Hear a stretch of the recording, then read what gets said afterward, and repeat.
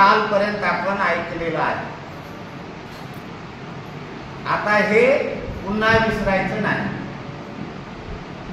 विसरायचं नाही आणि घसरायचं नाही. नव्या प्रकाशाच्या शोधात सिद्धार्थ काय म्हणले, मला सामाजिक प्रश्नाच्या समस्येची उकल शोधून काढायची, त्याला नवा प्रकाश म्हटलेला आहे.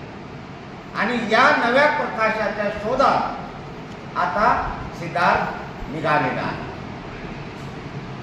आता नवीन प्रकाशाच्या शोधात जर निघायचं असेल तेव्हा 2500 वर्षापूर्वीच्या समाज रचनेनुसार त्या काळात शिक्षण काय होतं, योग विद्या, ध्यानधारणा, तपश्चर्या आणि तपश्चर्येतून मिळवलेलं ज्ञान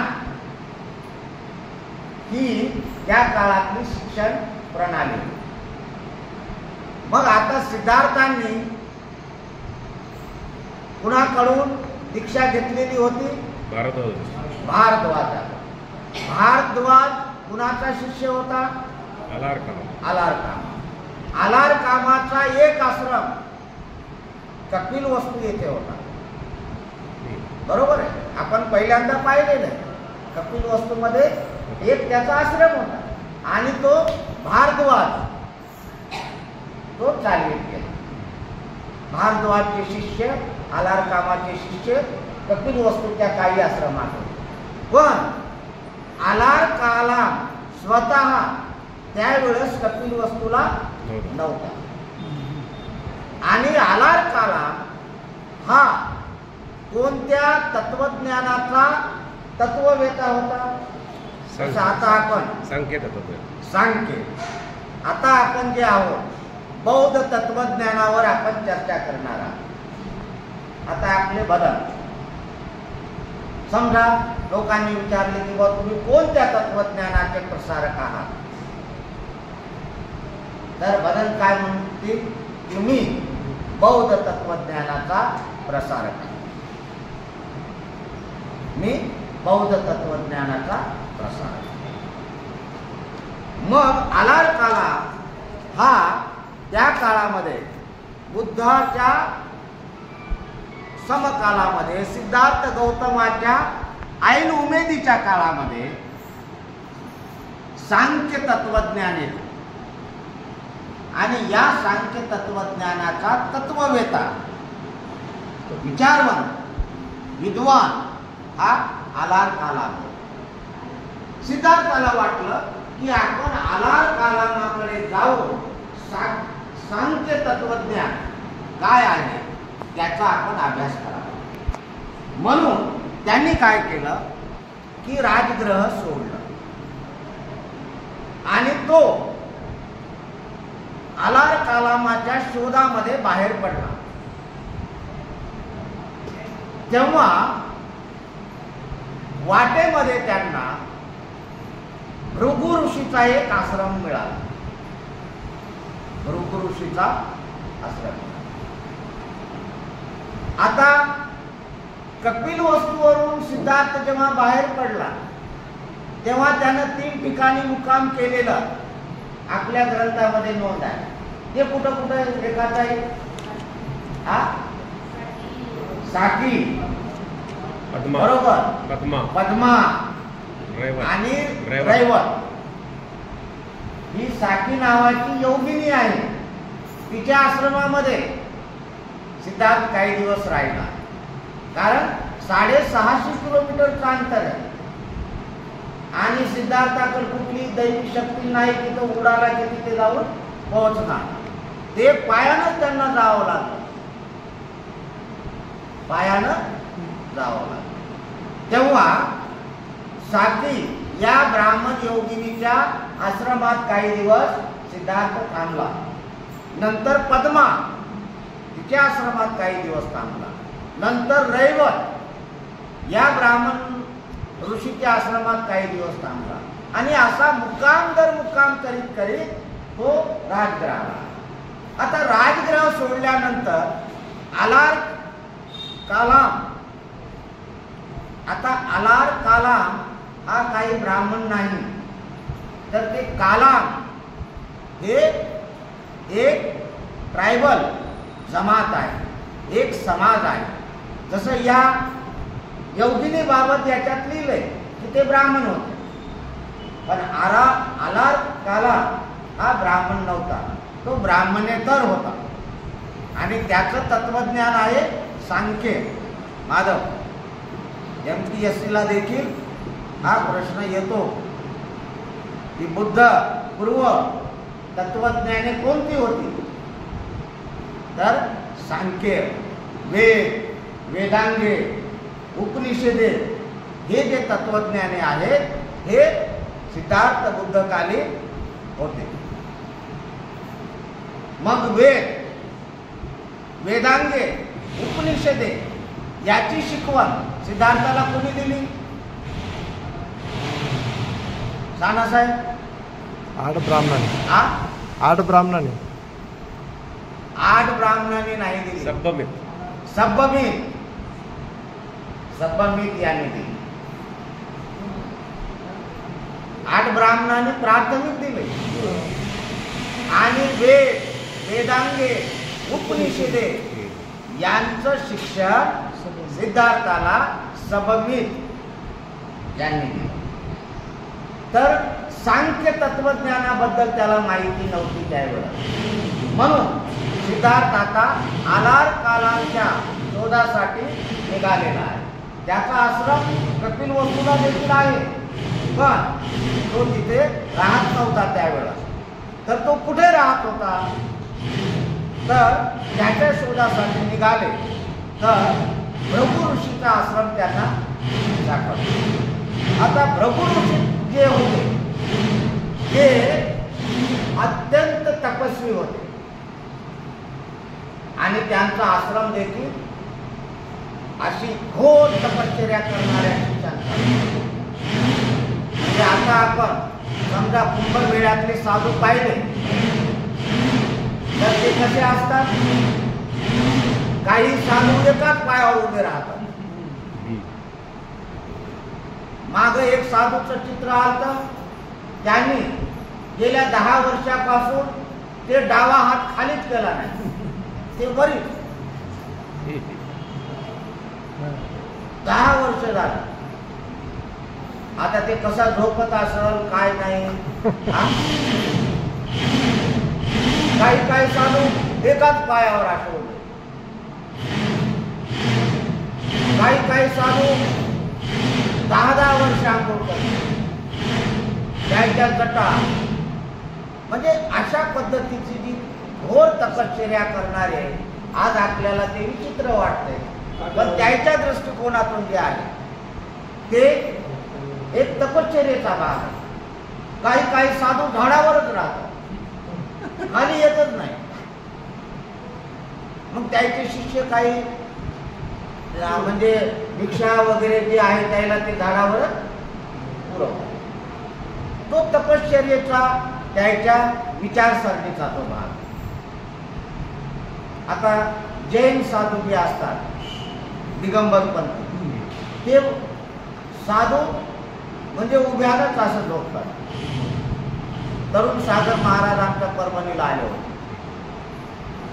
तर ते असे आपल्या याच्यासारखी जमिनीवर झोपत नाही.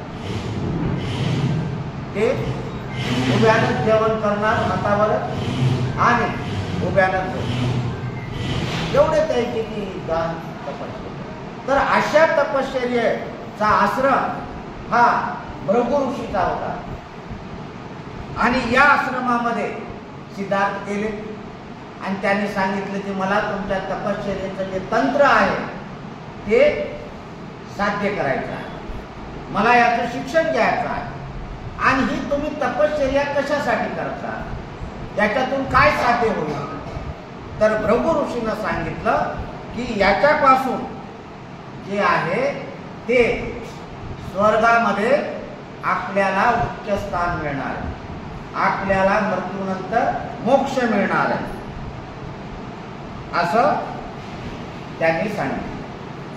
आणि मग त्यांनी पाहिलं की कसे, तर काही जे त्यांचे शिष्य होते ते हरणाप्रमाणे गवत खात होते, म्हणजे ते शिजवलेलं अन्न खायचं नाही, ते काही गवत खाऊनच तपश्चर्या करते, काही दगड माती खाऊनच करणार तपश्चर्या करू लागले, काही जे आहे ते आपले जटाधारी असे विचित्र प्रकारचे तपश्चर्या होते.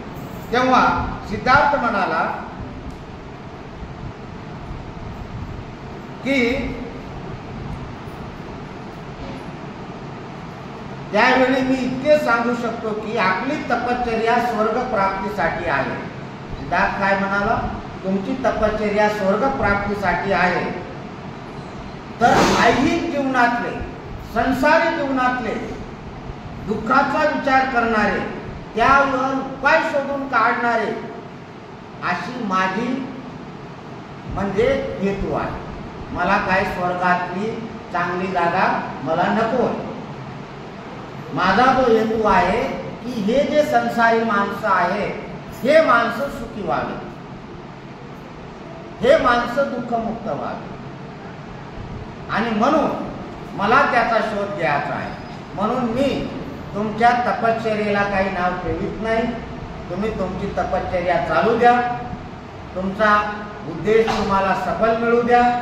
पण माझा जो उद्देश आहे ते स्वर्ग प्राप्तीचा, मोक्ष प्राप्तीचा नाही, तर माझा उद्देश आहे की या जीवनामध्ये हे संसारी लोक दुःखमुक्त व्हावे आणि त्यांना सुखाचा मार्ग सापडावा, ते सुखी व्हावे. सभ्य सता सुखी हो, सभ्य सता सुखी हो, हे माझं हेतू आहे. म्हणून आता मी आपल्या जवळ न राहता मी आता पुढच्या प्रवासाला निघतो.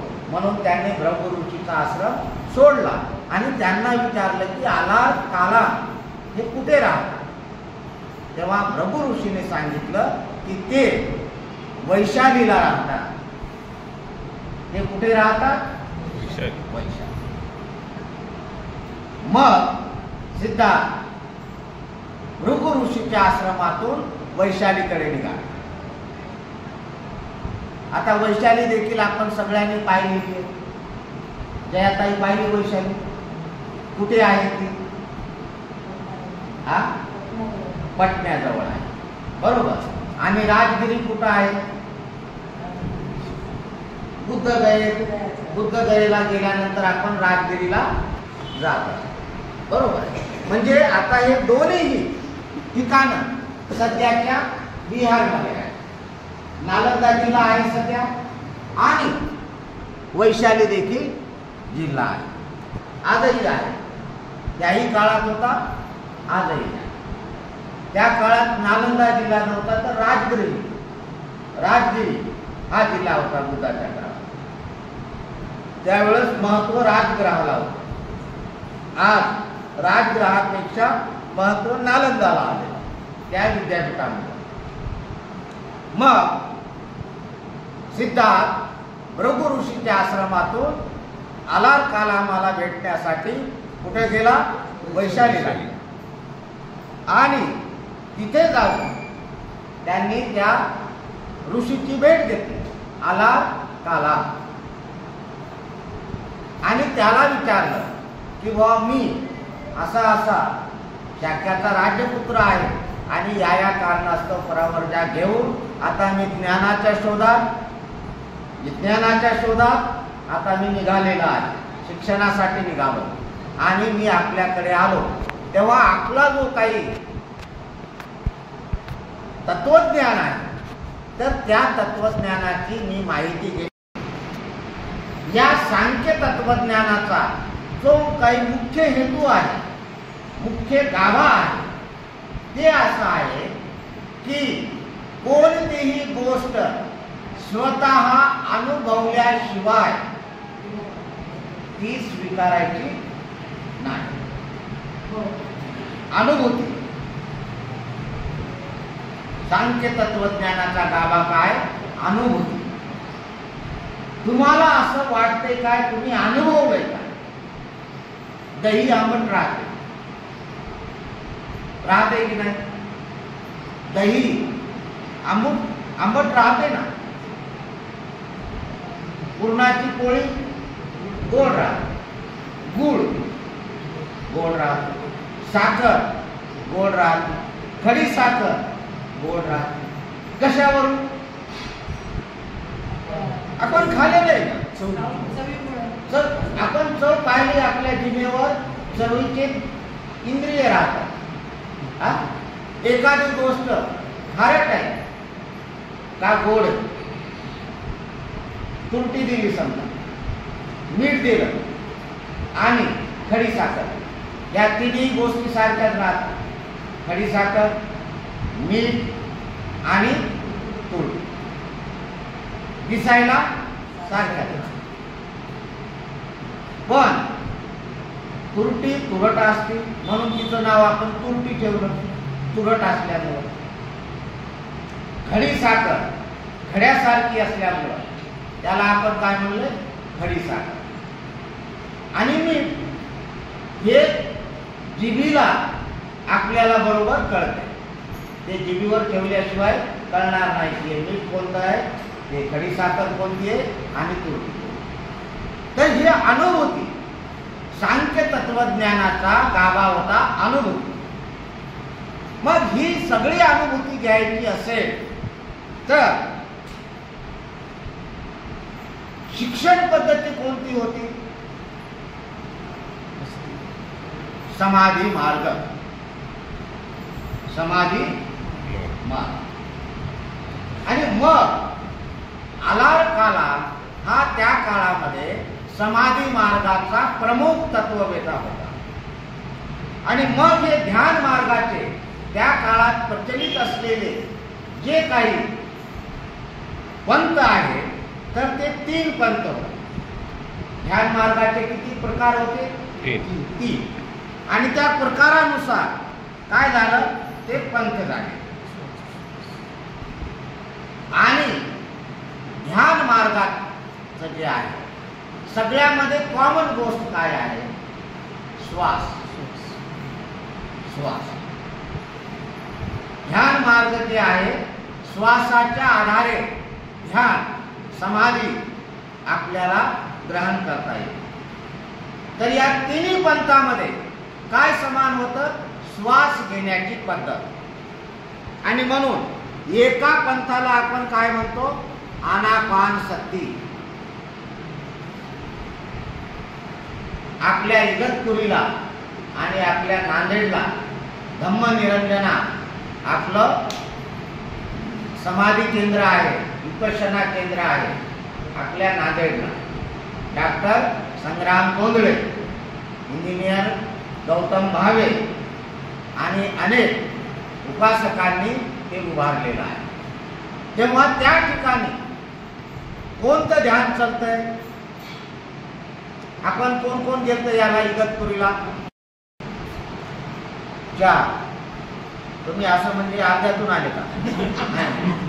म्हणजे तुम्ही जाऊन आले 10 दिवस. तर तिथं 3 दिवस आपल्याला काय आनापानसती या ध्यानाचा सराव कर. आता आपल्याला उद्या 24 तारखेला आपल्या विहारामध्ये आपण 1 दिवसाचं ध्यान शिबिर ठेवलेलं आहे. सकाळी 8 ते 2 वाजेपर्यंत आणि 2 वाजता आपलं ग्रंथ वाचन. आपल्या सगळ्या लोकांनी जर समजा त्याच्यात सहभाग घेतला तर आपण त्या दिवशी ग्रंथ वाचनाला सुट्टी देऊन आपण ध्यान धारणेवरच आपण त्या दिवशी आपण वेळ देऊ. 4 वाजेपर्यंत आपला क्लास असल्यामुळे त्यांनी 2 ठेवले. आपण जर म्हटलं की आमचे सगळे विद्यार्थी त्या दिवशी सहभागी होते तर आपण 4 वाजेपर्यंतही ठेवू, कारण तो आपल्या अभ्यासाचा भाग आहे. हे जे आहे आनापानसती. आणि दुसरा मार्ग जो आहे तो कोणता आहे? प्राणायाम. आपण टीव्ही किती लोक बघतात? सगळ्यांच्या घरी टीव्ही आहे. टीव्हीवर कोण येतं? रामदेव बाबा. आणि रामदेव बाबा योग शिक्षण आणि प्राणायाम ही पण कोण आनापानसती प्राणायाम आणि समाधी. आता आनापानसती आपल्याला जवळपास सर्वांना माहिती आहे की श्वास घेणे आणि श्वास सोडणे याच्यावर आनापानसती म्हणजे आना म्हणजे येणे, पान सोडणे, सती म्हणजे त्याला पाहणे, नियंत्रण करणे, फक्त श्वासावर नियंत्रण करणे किंवा श्वासाला मनानं पाहणे, जाणवणे, अनुभूती घेणे. श्वास यायलाय का? आला. किती आत गेला? जाणायचं. आणि श्वास चाललाय का? चाललाय. म्हणजे माणसाचं जीवन म्हणजे काय आहे? श्वास. श्वास. जो माणूस श्वास घेत नाही तो माणूस जीवन आपल्याला कळत नाही. आपण गर्दीत राहतो, कुठे झोपीत राहतो, सगळीकडे. पण एक गोष्ट आपल्या शरीरात हयात चालू राहते आणि ती राहते श्वास घेणं, श्वास सोडणं. हृदय रक्त घेतंय, रक्त शुद्ध करतंय, पुरवठा करतंय. या दोन गोष्टी ज्या आहेत त्या आजीवन आपल्या सोबत राहतात. आपण ते करीत असतो, त्याचा पत्ता आपल्याला लागत नाही. कारण आपण सजग नसतो, आपण सतर्क नसतो किंवा ती विद्या आपण शिकलेली नाही. त्याच्यामुळं आपण तिकडं पाहत तिकडं चालतो. गाडी लोक तिकडं बघत बघत तिकडं चालवतात. म्हणजे आपण बेसावध राहतो, सजग नसतो. बुद्ध होणं किंवा धम्माच्या पथावर चालणं म्हणजे सतर्क आणि सजग राहणं. मग हे जे तीन आहेत पंथ ते त्या सिद्धार्थाने सांगितलं की या तिन्ही मार्गावरचं मला शिक्षण घेणं आवश्यक आहे. आणि मग सिद्धार्थाने म्हणून तो आला कामाशी बोलला आणि मला ध्यान मार्गाचे शिक्षण देण्याची कृपा कराल काय असे त्याने विचारले. आणि आलार कामाने सांगितले की मी तुम्हाला ध्यान मार्ग हे शिकवतो. आणि मग सिद्धार्थ आलार कालामच्या आश्रमामध्ये वैशालीला म्हणजे आता आपण असा प्रश्न केला की सिद्धार्थाला ध्यान विद्या विपश्यना कोणी शिकवली? आलार पारंगत आणि प्राथमिक भारद्वाजनी त्याला त्या काळात शिकवलं. भारद्वाज कुठं होता? कपिल होता. तर प्रारंभिक ज्ञान भारद्वाजनं दिलेलं आहे, ते देखील आपण वाचन केलेलं आहे. पण सविस्तर असं ज्ञान आणि पारंगत मास्टर MA म्हणजे पारंगत मास्टर. तर मास्टर डिग्री जी आहे पारंगत होण्याचे विद्या आलार कालामनी सिद्धार्थाला कुठे दिली? वैशाली या ठिकाणी. आणि मग हे ध्यान विद्येमध्ये विपश्यनेमध्ये आनापानसतीमध्ये प्राणायाममध्ये पारंगत झाल्यानंतर सिद्धार्थांनी आलार कालामाचा निरोप घेतला आणि तो पुढील प्रवासाला निघाला. गौतम त्या तंत्राचा दररोज अभ्यास करू लागला. त्याच्यावर प्रभुत्व मिळाल्यानंतर आणखी काही शिकण्यासारखं नाही असं आलार कालामने त्याला सांगितले की आता तुम्हाला माझ्याकडे जेवढं होतं ते तुम्हाला मी शिकवलं, आता याच्या पुढचं मला येत नाही, तर तुम्ही आता याच्या पुढचं जे आहे ते दुसऱ्या योग्याकडून तुम्ही शिकून घ्या. आणि म्हणून मग त्याने सांगितलं की याच्या पुढचा विद्या उदक रामपुत्त या गुरुकडून तुम्ही घेऊ शकता.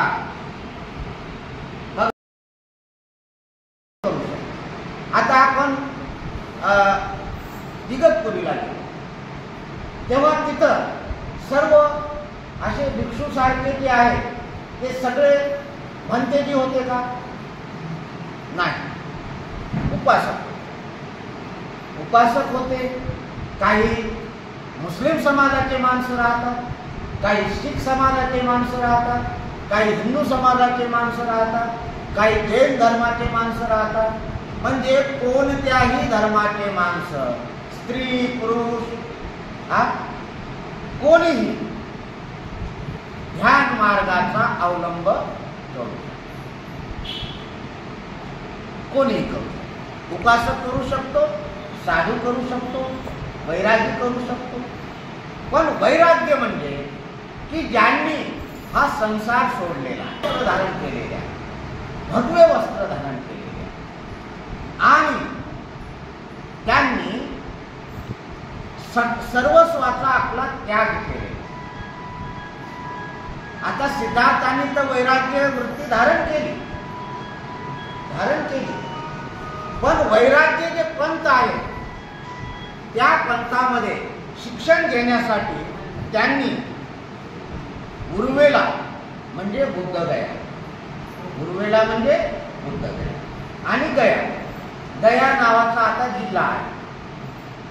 आणि त्या जिल्ह्यामध्ये काय बुद्धगया आणि तत्कालीन उर्वेला नावाची एक वस्ती आहे. तिथं आता मोठमोठे बुद्ध विहार आहे, मोठमोठ्या बुद्धाच्या मूर्त्या आहेत. जपानचं विहार आहे, श्रीलंकेचं विहार आहे, ब्रह्मदेशाचं विहार आहे, चायनाचं आहे, तिबेटचं आहे. वेगवेगळ्या देशांनी तिथं मोठमोठे विहार बांधले. आणि आपलं देखील महाबोधी सोसायटीचं महाबोधी विहार आहे, जे विहार सम्राट अशोकांनी बांधलेलं आहे.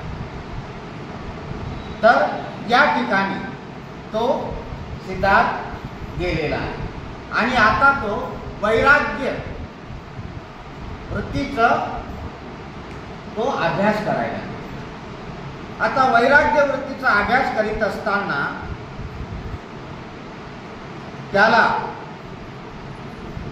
ते जे काही राजगृहाला 5 लोक भेटले होते, ज्यांचा देखील तिथं त्यांची भेट झाली, त्यांची अधूनमधून भेट व्हायला राजगृहाला झाली. त्याच्यानंतर या गुरुवेल्याला आणि इथे देखील त्यांची भेट झाली. आणि भेट झाल्यामुळं त्याची आता मैत्री झाली आणि ते म्हणले की आपण आता मिळून काय करू, वैराग्य वृत्तीचा आपण अभ्यास करू. आणि वैराग्यातले लक्षण होतं की शरीराला आत्मक्लेश द्यायचा, शरीराची सहनशीलता आपण पाहायची. कुठपर्यंत आपण उपाशी राहू तर कुठपर्यंत आपण उपाशी राहू. बगर पाण्याचं राहायचं असेल तर आपल्याला तहान किती काळ सहन होईल. थंडीमध्ये राहू तर आपल्याला थंडी किती सहन होईल. उन्हामध्ये राहू तर आपण ऊन किती सहन करू शकतो. उन्हातच राहायचं, एकाच जागी राहायचं.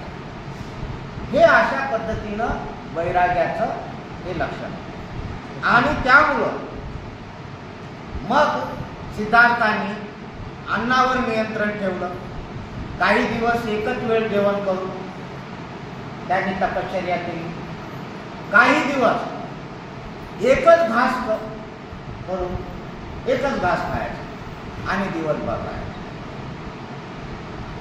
काही दिवस अन्नाचा एकच कण,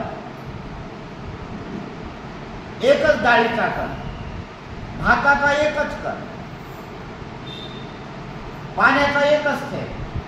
हे अशा पद्धतीने त्यांनी घोर तपश्चर्या करून स्वतःला आत्मपरीक्षण केलं की मी कुठे आहे, मी कोण आहे, मला या गोष्टीचं उत्तर का सापडत नाही. हे जग कसं आहे, याच्यात कुठं आत्मा वगैरे आहे का, कुठं देव वगैरे आहे काय, तो आपल्याला भेटतो काय, अनेक त्या काळातले अनेक प्रश्न. आणि ते स्वतःच्या शरीराची परीक्षा घेऊन एकाच ठिकाणी उभं राहू तर मी किती वेळ उभं राहू शकतो, चक्कर येऊन पडेपर्यंत. अशा पद्धतीची त्यांनी घोर तपश्चर्या केली. आणि ही जवळपास 6 वर्ष, म्हणजे कपिलवस्तूहून जेव्हा प्रवृत्त्या घेऊन तो निघाला तेव्हा या सगळ्या प्रक्रियेला किती वर्ष लागलेली आहे? 6 वर्ष.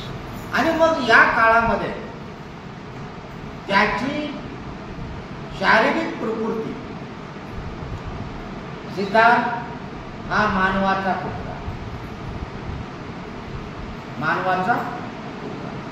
माणूस आहे आणि माणसाचे सगळे गुणदोष जे त्याच्यामध्ये आहे, तहान आहे, भूक आहे, निद्रा आहे,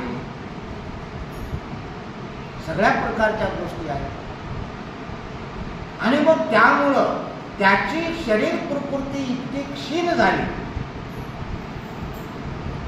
की त्याचं पोट हे तळाला गेलं, पाठीला गेलं, हाडाचा असा पिंजरा झाला, हे चेहऱ्यावरचं मांस सगळं लुप्त झालं, हे केस वाढले आणि तो एकदम अस्थि पंजर असा झाला. त्याच्यात त्राण उरलं नाही, म्हणजे श्वासोश्वास देखील त्याला ऐकू येऊ लागला. म्हणजे इतकं त्याचं शरीर क्षीण झालं. आणि त्यामुळं मग त्याला असं वाटलं, अशा प्रकारची त्याची तपश्चर्या, आत्मक्लेश 6 वर्ष चालला. किती वर्ष? 6 वर्ष चालला. आणि मग हे सगळं करीत असतानाही त्याला नवीन कुठली आयडिया, नवीन कुठली संकल्पना, नवीन कुठलं तत्व काय त्याला सापडलं नाही, काही सापडलं. तरी त्याला नवीन प्रकाश दिसत नव्हता. ज्या प्रश्नावर त्याचे मन केंद्रित झाले होते त्या ऐहिक दुःखाविषयीच्या प्रश्नाला त्याला यत्किंचितही उलगडा झाला नव्हता. प्रश्न काय? सामाजिक प्रश्नाचं उत्तर. ऐहिक म्हणजे आपण जे ऐहिक जीवनात आहोत, जन्मल्यानंतर जे जग आहे ते कोणतं जग आहे? ऐहिक, संसारिक.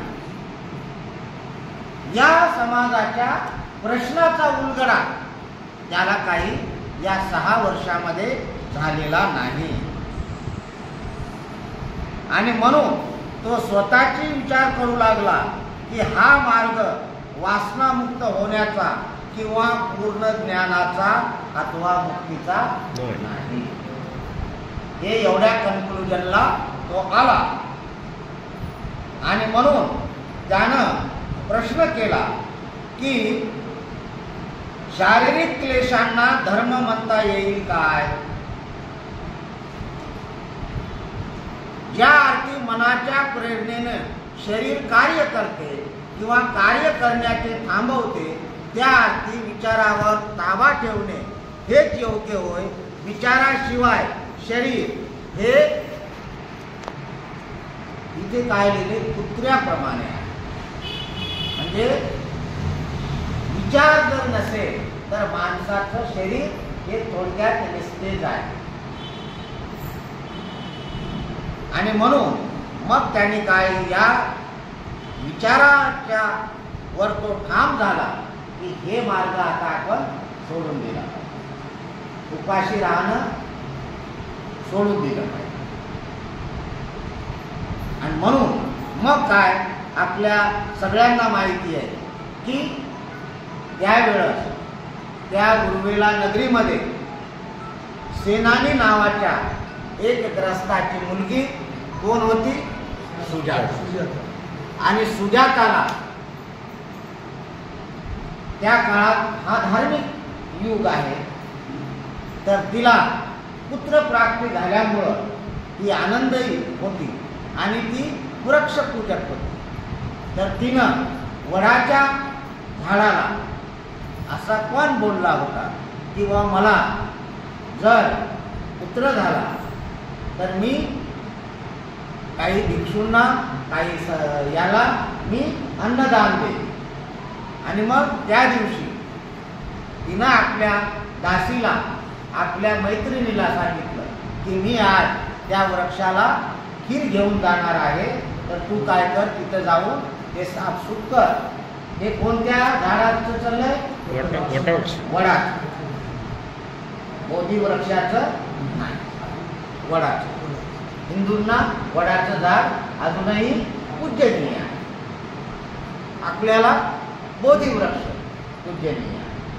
आणि मग सुजाता जी ती मैत्रीण तिथं गेल्यानंतर तिनं पाहिलं की त्या ठिकाणी एक तपस्वी ध्यान धारणेला तो बसलेला आहे. तिनं सांगितलं की असा असा आहे त्या झाडावर. तर ती म्हणली ठीक आहे. मग तिनं ती खीर तयार केली आणि ती खीर घेऊन ती सिद्धार्थाकडे त्या वडाच्या झाडाखाली ती आली आणि तिनं ती खीर सिद्धार्थाला प्रदान केली. आणि मग सिद्धार्थाने ते अन्न स्वीकारलं, नदीवर जाऊन स्नान केली आणि स्नान करून ते अन्न ग्रहण केलं आणि वैराग्यवृत्तीचा त्याग. आजचा आपला जो काही शेवटचा धडा काय आहे? वैराग्यवृत्तीचा त्याग. तर या ठिकाणी आपण थांबू, या वर्गाचा आपण त्याग करू.